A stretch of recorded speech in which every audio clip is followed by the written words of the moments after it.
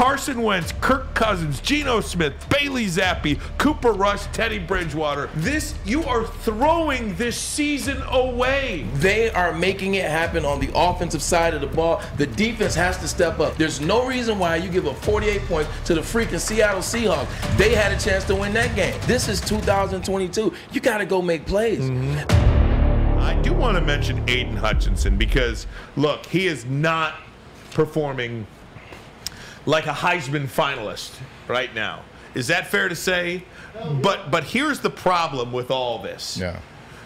When you come to the Detroit Lions, you basically have to be an all-pro or Pro Bowl caliber player immediately day one. I didn't look at your stats, but can you imagine if your career was judged on the first 4 games of your career? Yeah. I mean, it is so unfair to a rookie in this league. I don't care where they're picked. Yeah. To just expect that they come in and be some all-pro player right out of the gate, because this defense in this organization has been so bad that that's what you need these guys to be. Jeff Okudah the same way. Now, he dealt with injuries, but Jeff Okudah in his 3rd season now, finally starting to play like a first-round pick, let alone, I don't know if he'll ever be able to find his top 3 level. So this is my thing about that, Ryan. I understand what you're saying, and you can say that it's not fair to judge a player off 4 games into his rookie season, but he went 2nd overall. He was up for the Heisman last year. I don't want to hear that stuff. Guys ball. TJ Watt rookie year, Nick Bosa rookie year, Joey Bosa rookie year, Myles Garrett rookie year, and the list goes on. This is 2022. You got to go make plays.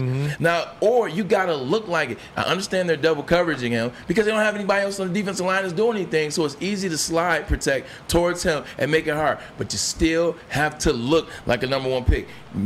What's his name? Michael Strahan said something.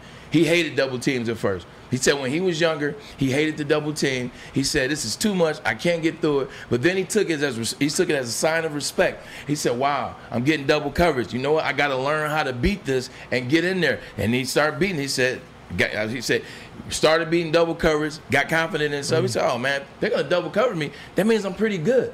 You got to find ways to beat that. They drafted you 2nd overall. It's not about not being fair. You got to show up. I just named you 6 guys that went after him. That mean that were all taking 1 overall, though, right? None of them were 1 overall except Myles Garrett. Myles Garrett's the only one that. Myles Garrett's the only one that was 1 overall.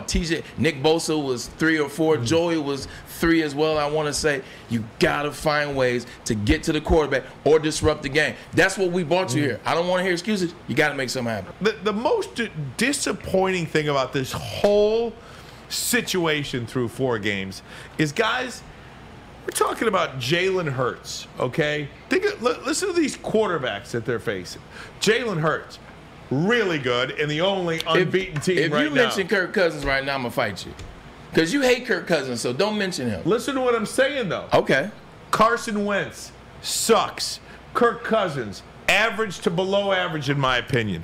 Geno Smith hadn't started in 9 seasons. All of a sudden looks like a world beater. Bailey Zappi, Cooper Rush, Teddy Bridgewater potentially when the Miami Dolphins. Guys, you are throwing this season away.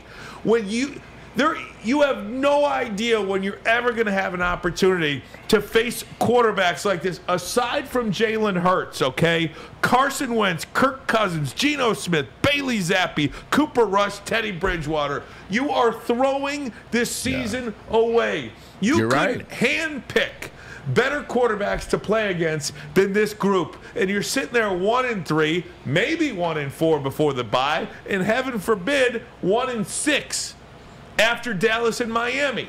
You are throwing an entire football season away because of how bad, historically bad, this defense is, and I'm just not here for that.